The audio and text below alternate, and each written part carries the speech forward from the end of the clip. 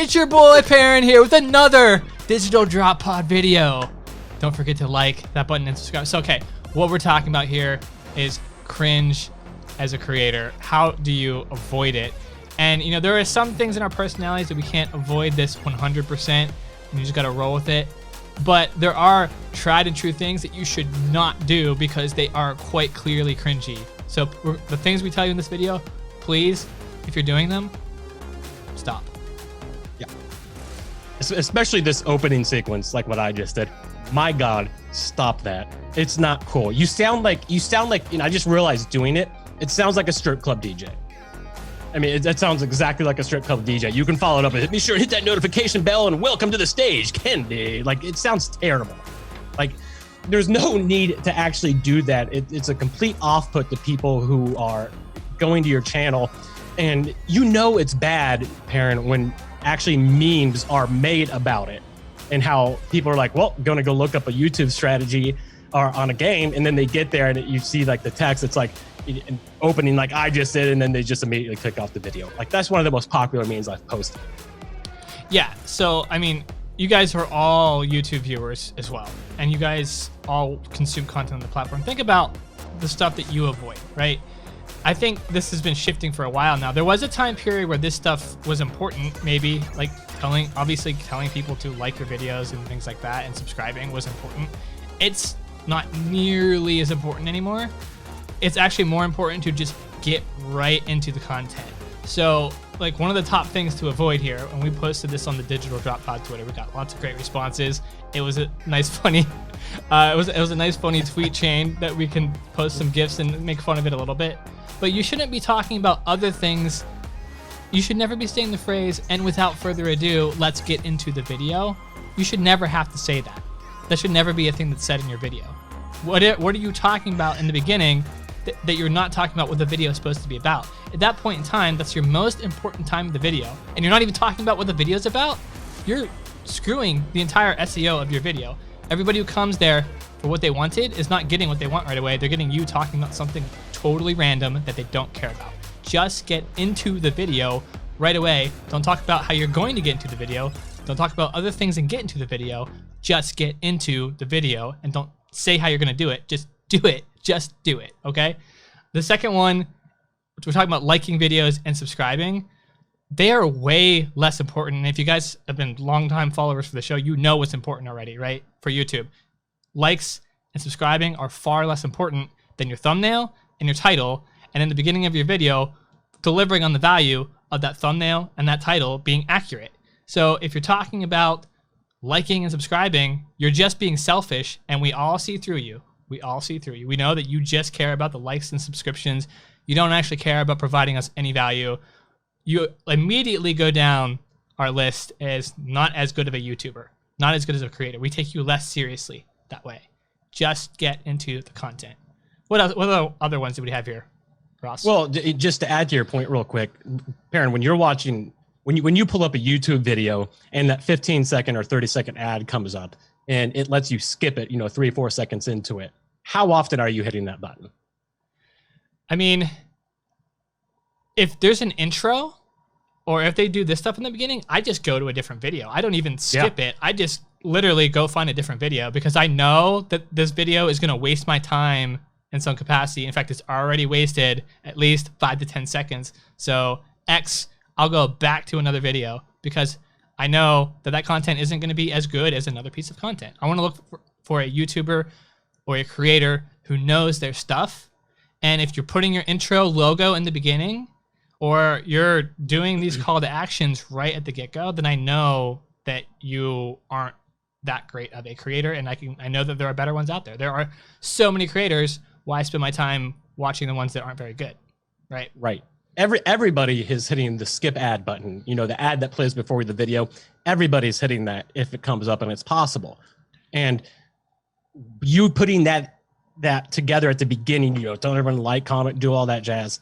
That's literally an advertisement. People are going to skip it. And think about this. Even if you're doing that, even if it takes 5 seconds to do that, it's not even about saving time at that point, because it's actually taking longer for people to go back and find another video to watch. They just don't want to watch you at that point. So is there even a necessary place to do that? Like at the end of the video or anything? Like, are there still people that exist that do not know how to hit a like button or comment if they like something or subscribe? I mean, I think if you're going to do it at the end. You know, have your end card where you have some other videos to lead them to. And there you can maybe do one verbal call to action about liking or subscribing. And that's the place to do it. If you're going to do it, I don't really think it's necessary anymore. I don't agree. You know, for my live streams at the very end, I'll tell people where to go, what platforms I'm on, and I'll give them just a generalized call to action, remind them to follow. Because it's good to remind people to follow, but you don't need to tell them specifically, smash that like button or where to click the subscribe button. They're smart. They know. All you need to do is say, follow me. Just remind them to follow. And that's it. Keep it simple. Yeah, exactly. And so keeping on that, actual video introductions where, and AWOL kind of hit this on the tweet and it made me crack up, where if you don't actually get to your video until like 2 or 3 minutes in what the topic's about, we hit on this earlier, and then you still have this huge intro for a gaming channel. First of all, I don't know about you, Parent. What do you think about people that actually put together these, you know, fancy introductions, like their Paramount Pictures or something? Well, think about what is the purpose of one. So let's just go through that real quick. Like, what is the purpose of even having one? What does it do, right? The only thing it has is to establish brand recognition, to show that this is the brand. This is what the logo looks like. Look how special it is. We're used to seeing it in movies. I think since we see this in movies, we feel like we need to do it on our YouTube videos to make them have higher production value. When realistically, our branding is already all over the place on YouTube. You know, you already have your avatar right below that video, right? And you actually also have a branding mark if you set them up in the lower right-hand corner of the YouTube video. So do you really need a full logo to show off your branding again? And at that point, like, we're seeing enough of your branding. Don't waste our time with the brand recognition point, this highly edited intro thing. If you're going to do one, at least have an intro that gets into the video, and then partway through, do something very, very quick. It needs to be very quick. But I almost guarantee you go back to the analytics, you'll find people drop off at that point. I highly believe that it's not needed at all. You don't need that intro to establish brand recognition. There are plenty of other places where that's happening on YouTube, and you should be using those places. Or you should be doing brand recognition from yourself, like maybe what I'm doing right now, where I'm wearing a shirt that shows the brand, right? And you get the content at the same time. There are just so many other ways of doing it that are more creative than cutting our attention from the content we were looking for, forcing us to sit through your branding marketing exercise for 30 seconds so that then we can get back to the video. It feels disingenuous. It feels like you're forcing us to watch your marketing, and it turns off viewers. Yeah, you're absolutely right. You know, I'm just going through the replies here, like, and this is the problem that most people pointed out. Like Rachel K. Hampton said, 15 minutes starting student screens. She said, I do a 1 minute just to fill up my drink again and tweet. And she said, YouTubers that have to say like and subscribe or not get to content until 6 minutes into an 8-minute video. I 100% agree. And that's what somebody else pointed out too, where, you know, if you schedule like a live stream or something like that, and let's say you schedule it for 9 a.m. and when 9 a.m. comes, do you come up, do you toss up live in 20 minutes? Do you ever toss that up? No.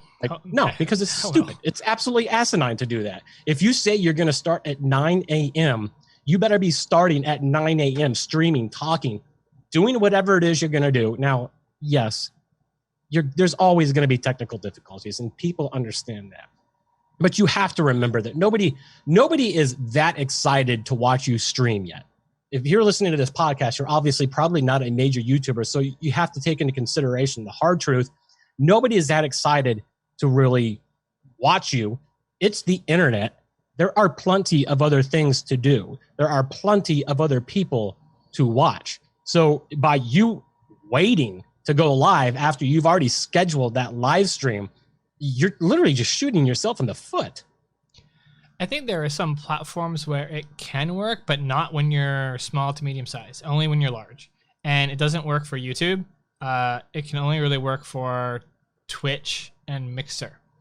It doesn't work for Facebook. So if you're going live to Facebook and then you have 5 or even like a minute of just blank video that's just like starting soon, that video is pointless. It's absolute trash. Like if you're not capturing people, and especially on Facebook, if you don't capture them in the first 3 seconds on Facebook, it's garbage. Like you have to get their attention right away. And if you aren't starting your video or starting your live stream and engaging right away, it's almost a pointless video or a pointless live stream for those 2 platforms. Now Twitch can be different depending on how you build your community. Sometimes when you do get some anticipation for your content and people do look forward to watching you, you can kind of build that anticipation with a well-done intro that has engaging elements or has a way that can get the chat warmed up and hyped up. That kind of intro was meant to be a pre-hype phase for you to come in. So if you're not doing anything engaging there, it's also pointless. But I don't really like them on any platform except maybe Twitch, and it's really, really conditional there. Right. This is an interesting one, and it comes from Rude Onion. I love that username for some reason. Rude Onion, and you know, they've got a point. They say, well, I don't know if it's a point. Let me actually ask this because we're all in difficult times. We know that YouTube monetization is not exactly something to write home about right now. And their point was the stupid cringy pop-ups every time someone donates or subscribes, annoying as fuck. So taking that even a step farther, is there a proper way to ask for donations without it being cringe? Yeah, I mean, it's how you build your community. This is a whole thing, right? Like you need to bring your community on the journey with you to becoming a creator that can do it as a living, right? And when you issue that call to action, it needs to be done in a way that is inclusive. It needs to be done in a way where you're inviting people to join you on that journey. And like Patreon is the perfect one for this, right? Because Patreon is all about getting your audience in there to help financially support your journey. You can't just ask them to, hey, give me some donos. That is a weak call to action. There are plenty of other places we can give our money to online that are not that. And you need to actually be getting into what you actually want to do. Be genuine. Say, I want to make a living giving you guys value. I want to make a living doing this content, creating for you. And this is how you can come along with me. When you invite them to donate, it should be a way that they can participate. For example, they should be able to give you some additional insight on what other features you should do for your stream, what other value you could create, you know, what your merch should look like, what your sub icons should look like. When they donate, they should be included as almost as a team member with your community. So if you just have these notifications on your stream or on your video that are just asking for stuff from people, you're just assuming that you're providing value. Are you really providing value, or are you just streaming or just playing a video game and asking for money? There's a very big difference. So if you're just streaming or just playing a video game and you're asking for money, that's not going to be a strategy that works. It's just not. You need to figure out what value you're actually providing, provide that value, and then do tasteful, genuine call to actions on how people can participate in helping you on that journey. Okay? Hopefully that makes sense. Ross, do I still have you? Yeah, you still do. Sorry about the screaming dog. I've got maintenance coming here to help me out with my air conditioning. No worries. Another one that it kind of almost, in a sense, so we'll be careful how we talk about it here, in a way goes against what we've discussed in the past. It's people, one of the responses we got was clickbaity titles and the terrible looking thumbnails. I understand. I've always been in the boat. I'm anti-clickbait, but at the same time, if you go and look at the clickbaity titles and then look at the analytics for those videos, is there an argument to be made to keep the clickbaity up, or where do you draw the line? Well, first of all, clickbait would never have been a thing if it didn't work. So it worked. Yeah. It still does work in some ways, but now it's at least improved to the point where you actually have to deliver on that clickbait. Like you can't just, I mean, there's some platforms where you can still, but you can't just create a title and then talk about something totally different and just get people in the door. On some platforms, you can. Like Twitter, you totally can. Like we could just totally clickbait title you with the name of our episode here and talk about something totally different. We could just say how to avoid the creator cringe and then end up talking about flowers this whole episode. And, you know, we can do that. Is it going to be effective? Probably not, because we're going to jade everyone watching saying, oh, these guys fooled me. Like, they're up here just throwing like random clickbait titles just to get people in the door because they're desperate. You got to think about what your title, how your title affects your audience's interpretation of you, right? As the content creator, right? Is it validating their opinion of you and saying like, oh, what he puts in that title, he delivers on. You know, that's value. Or they're clickbaity, but they're done in a satirical way to make fun of clickbaiting, maybe, right? And we can see through some way that's what's happening, right? If it's just clickbait just to get clicks, people will notice. People are smart. We consume these titles every day on the internet. We're good at consuming headlines and titles now. We're really good at it. So if yours is a bad one and you don't match up with the value of your title, viewers will know and they won't come back. So it can work temporarily or looks like it brings people in the door, but it's about keeping people who come through the door. So can you do that with your titles? That's actually a really good point. And just to credit who said it, it was Sam Temple. He said the thumbnails, OMFG, the copy and paste identical clickbait thumbnails for absolutely every single video. Yeah, I mean, I think that's fair. I think you kind of covered that perfectly. There was another one here. Have you ever streamed a horror genre game, Baron? I have not. It's something that I should totally do, but I have never. I guess like the closest. No, I can't say that I have. I haven't even come close. So. Oh well, yeah, okay. Well, this one, and this is interesting. I guess this is for more of the gamers. And by the way, we're just reading through the list. This is probably one that's not going to happen that often, especially if you're not watching that genre on YouTube. Horror games where they just essentially make a video where they scream and yell at every jump scare. You know, we've kind of talked. We actually kind of talked about it this week.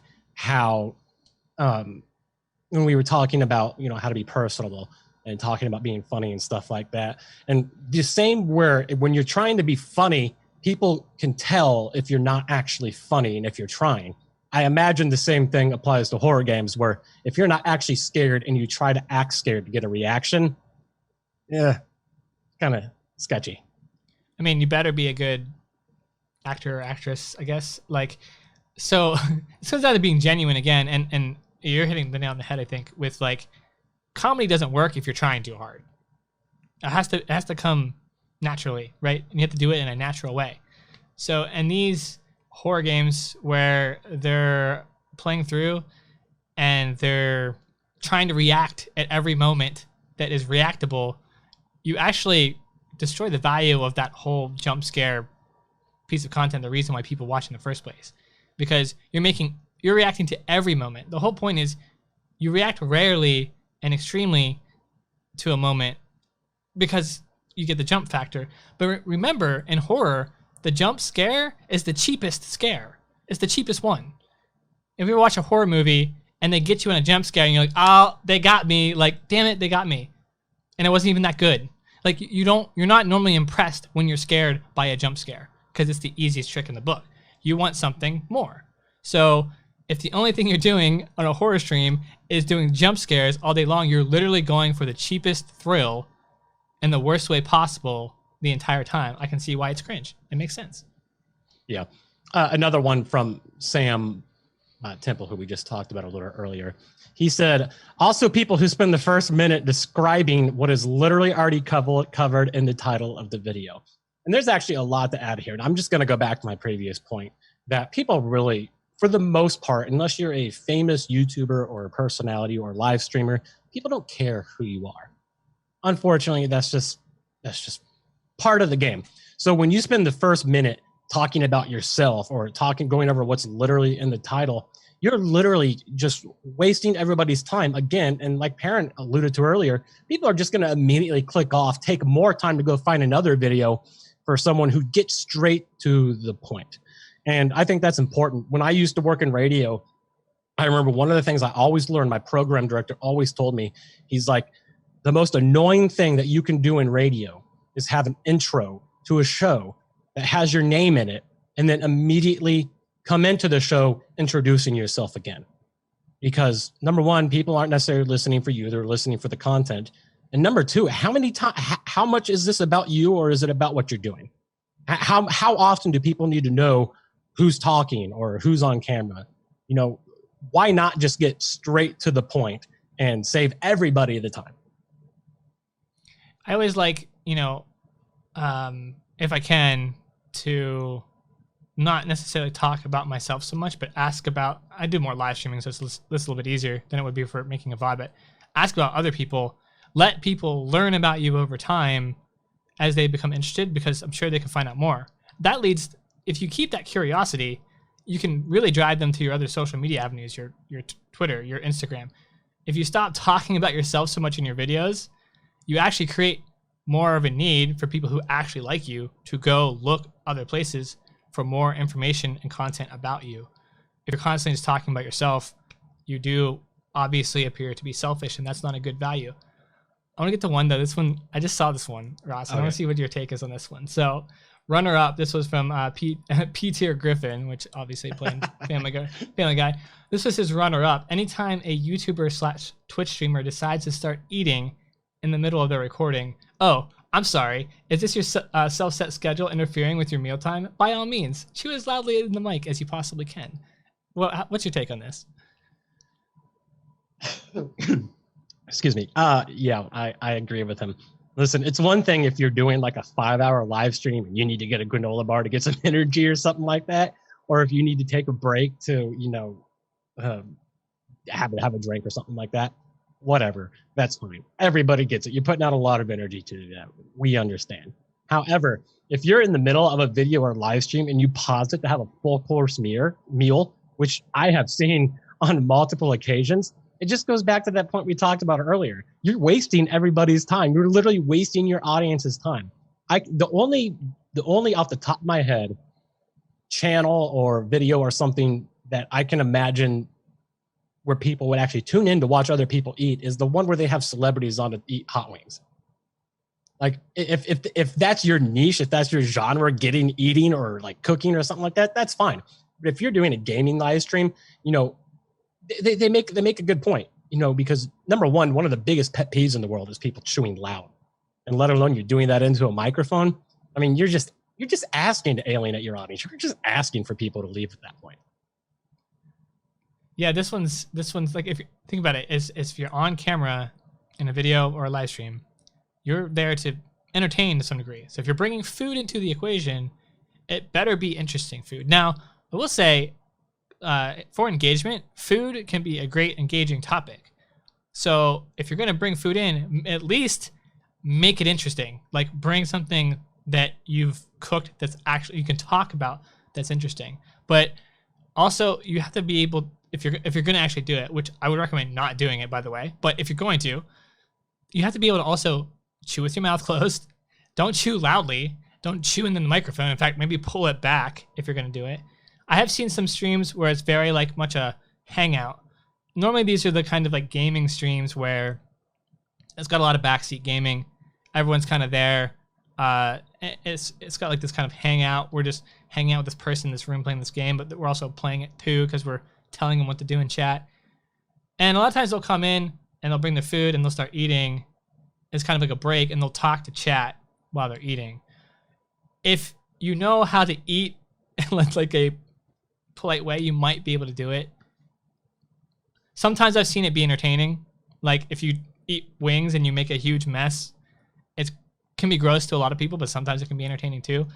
I think there are ways that you could do this, but I think the chances are it will be more alienating than engaging. Right. Just going, because we've only got about 3 minutes left here, just kind of going through back down to the responses. Here's one we talked about earlier. I don't even necessarily have an opinion on this. I'm not even sure. I don't even know if I necessarily know where they're coming from, but like wearing cat ears, acting like cats, and showing cleavage. You show a lot of cleavage in your streams, Karen? Every day. It's a tough. No, I'd be wearing those a V-neck donations. if no. So I guess this one's probably subjective. It totally depends on the creator, their personality, how they're wearing the cat ears or whatever. Like, in our previous episodes, we talked about differentiating yourself and being entertaining in new creative ways. And sometimes, having a costume is one of the easier ways to do it. I think people might look at cat ears as like a quick, cheap way of trying to do that. And so it might look and come across cheap, which would be where it turns into being cringy. It totally depends on how you play it off, I would say. It's just totally it's totally conditional on that. Cleavage, same thing. It's totally conditional on how they do it. If you're obviously doing it to get views, yeah, that's cringe. If you're not obviously doing it, that's like a shirt that you would actually wear and you actually provide other value that's good, it's conditional. It's conditional. Yeah. Moving forward, Liz said, and we've kind of hit on this earlier, and I actually introed the show with this. Hey, what's going on, guys? I feel like every YouTuber seems to say that, and it's not even necessarily the problem with saying that. The problem is that you're asking a question that you can't get a response to. When in life do you go through asking people questions like, hey, what's going on? And then immediately start talking without giving them even time to answer. And obviously they're not going to answer because it's on a YouTube stream. So that's something that I would say be cautious about. It's one thing to ask your audience, like if you're doing a live stream, be like, hey, how you guys doing? Let me know in the chat or something like that. But if you're starting off a tutorial video or something like that, hey, what's going on, guys? It's like, I don't know. I kind of feel they lose me on that too. Let's break that down for a second. Hey, the least informal introduction you can have.